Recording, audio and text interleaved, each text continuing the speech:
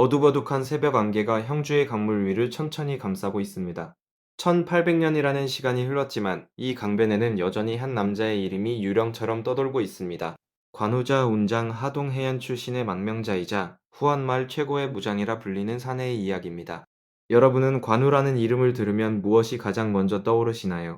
아마도 붉은 얼굴에 긴 수염 그리고 청령 언얼도를 휘두르며 적장에 목을 베는 압도적인 모습일 겁니다. 소설 삼국지연에는 관우를 충의의 화신으로 그려냈고 수백 년 동안 사람들은 그를 신으로 모시기까지 했습니다. 중국 전역에 3만 개가 넘는 관제묘가 세워졌고 심지어 재물의 신 전쟁의 신이라는 칭호까지 붙었습니다. 하지만 오늘 제가 여러분께 들려드릴 이야기는 그 화려한 전설의 이면에 감춰진 날것의 기록입니다. 정사 삼국지, 즉 진수가 쓴 공식 역사서에 남겨진 관우는 우리가 아는 그 모습과 사뭇 다릅니다.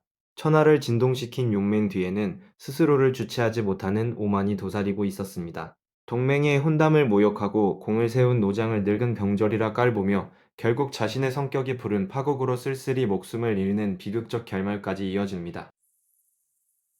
오늘 영상에서는 크게 세 가지를 파헤쳐 보겠습니다. 첫째, 정사에 기록된 관우의 진짜 무력과 전공의 소설과 얼마나 다른지 살펴봅니다.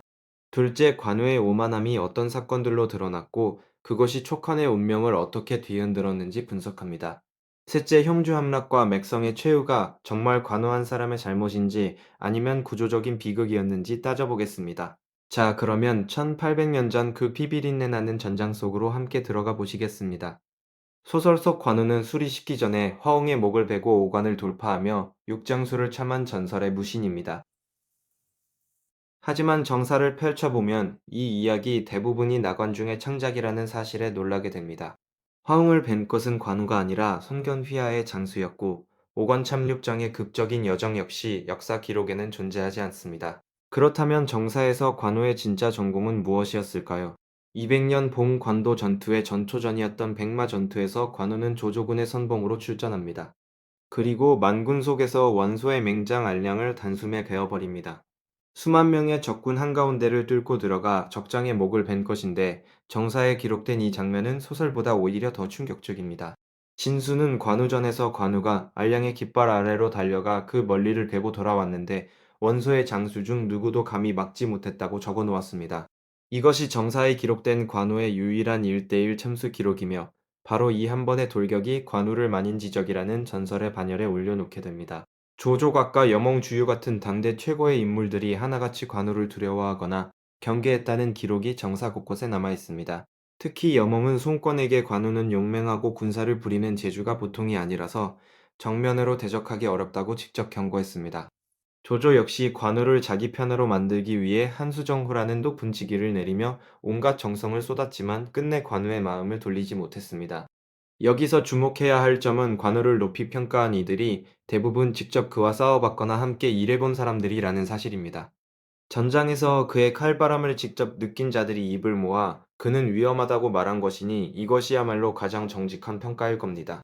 하지만 진수는 관우전의 끝에 매우 의미심장한 평가를 남겨두었습니다. 관우는 병사들에게는 은혜를 베풀었으나 사대부를 업신여겼다는 것입니다. 이 한 줄이 바로 관우의 비극을 꿰뚫는 핵심 열쇠가 됩니다.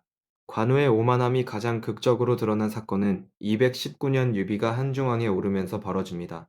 유비는 관우를 전장군 장비를 우장군 마초를 저장군 그리고 황충을 후장군에 임명합니다. 이 소식을 전해 들은 관우의 반응은 실로 충격적이었습니다. 대장부가 어찌 늙은 병졸과 같은 반열에 설 수 있단 말이냐, 이것이 정사에 기록된 관우의 실제 발언입니다. 황충은 정군산 전투에서 위나라의 최고위 상장 하우연의 목을 벤 대공을 세운 노장이었습니다. 그런 황충을 단지 나이가 많다는 이유만으로 늙은 병졸이라 깔아뭉갠 것입니다. 이 소식을 전해들은 비시가 관우를 달래지 못하면 문제가 심각해질 것이라 걱정하자 제갈량이 직접 편지를 써서 관우의 마음을 돌려야 했습니다. 마초가 유비에게 귀순했을 때도 비슷한 일이 벌어졌습니다. 관우는 멀리 형주에서 제갈량에게 편지를 보내 마초의 재주가 누구와 비교할 만하냐고 대놓고 물었습니다. 제갈량은 관우의 호승심을 잘 알았기에 마초는 연포나 팽월 같은 무리와 겨룰 만한 인물이지만 그대의 전륜한 무예에는 미치지 못한다고 교묘하게 답장을 보냈습니다.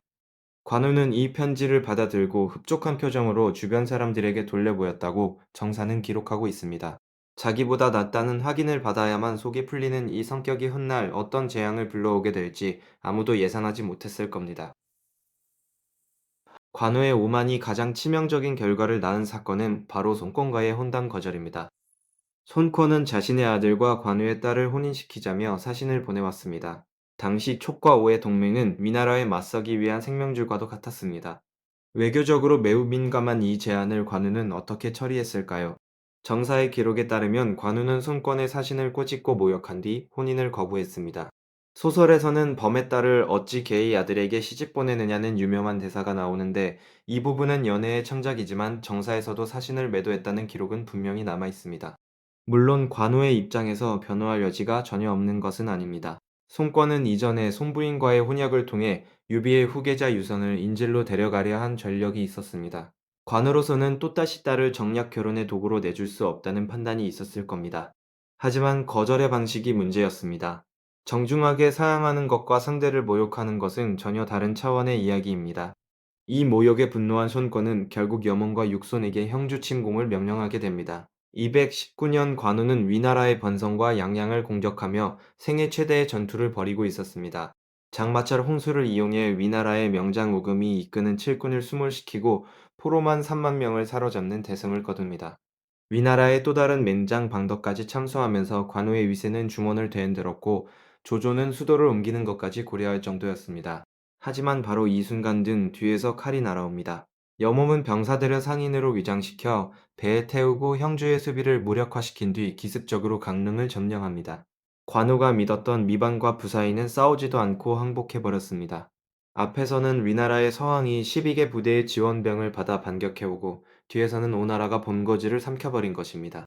관우는 급히 군대를 돌려 형주를 되찾으려 했지만 이미 병사들의 가족이 오나라의 포로로 잡힌 상태에서 군심은 걷잡을 수 없이 무너져 내렸습니다.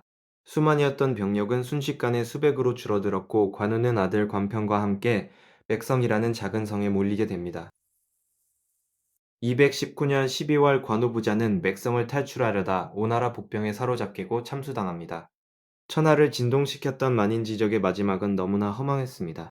그렇다면 이 비극은 정말 관우의 오만함 하나로 설명될 수 있을까요? 정사를 자세히 들여다보면 상황은 훨씬 복잡합니다.